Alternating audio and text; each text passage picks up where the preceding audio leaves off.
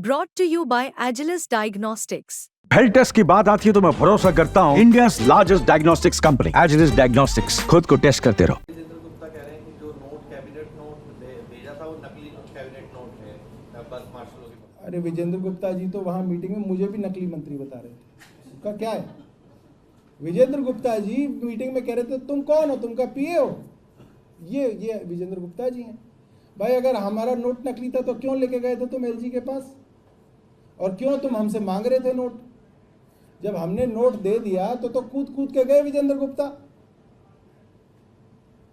Note के लिए उनका अपना बयान है कि जो नोट हमने दिया उसको एलजी साहब ने अप्रूव कर दिया। वीडियो है उनका हमारे पास, ट्वीट हो रखा है, मेरे हैंडल पे ट्वीट हो रखा है उनका। आज दोबारा डाला है मैंने वीडियो।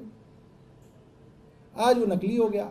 मुझे मालूम था ये यही कहेंगे, इसीलिए हमने इनको कहा था, और वो वीडियो भी हमारे पास है। हमने कहा था कि कल को कहोगे यहाँ 2 कोमा लग गए, यहाँ फुल स्टॉप लग गया, ये वर्ड की स्पेलिंग गलत हो गई। यही जो है जो सब जो है ना षड्यंत्र करते हैं। इसलिए हमने इनको क्या कहा था, हमने कहा था ऐसा है हमारे मंत्रियों को एलजी के दफ्तर में ले चलो और एलजी साहब से कहो कि आप जो नोट बनवा लें उसके अंदर कॉमा फुल स्टॉप जो लिखवाना है लिखवाओ, और हमारे सारे मंत्रियों के साइन ले लो उसके ऊपर। यही तो हमारे पास है। हमारे पास इतनी पावर है ना कि हमारे मंत्रियों के सिग्नेचर हैं, उनको ले लो उस नोट पे और इनको बहाल करो, वरना तो ये तो चलता ही रहेगा ना। ये ठीक नहीं दिया, अब उन्हीं का रेजोल्यूशन था, वो उन्हीं का रेजोल्यूशन पास कर दिया, उनको वोट पसंद नहीं। तो बेसिकली नीयत के अंदर खोट है।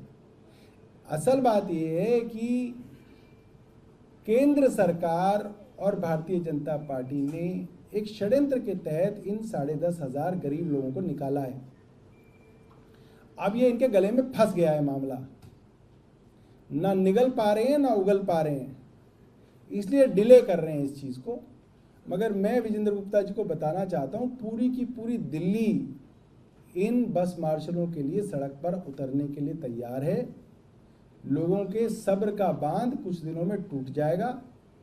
5 तारीख का वादा विजेंद्र गुप्ता जी ने कहा था, आज जो है 10 हो गई है, 5 दिन बीत चुके हैं।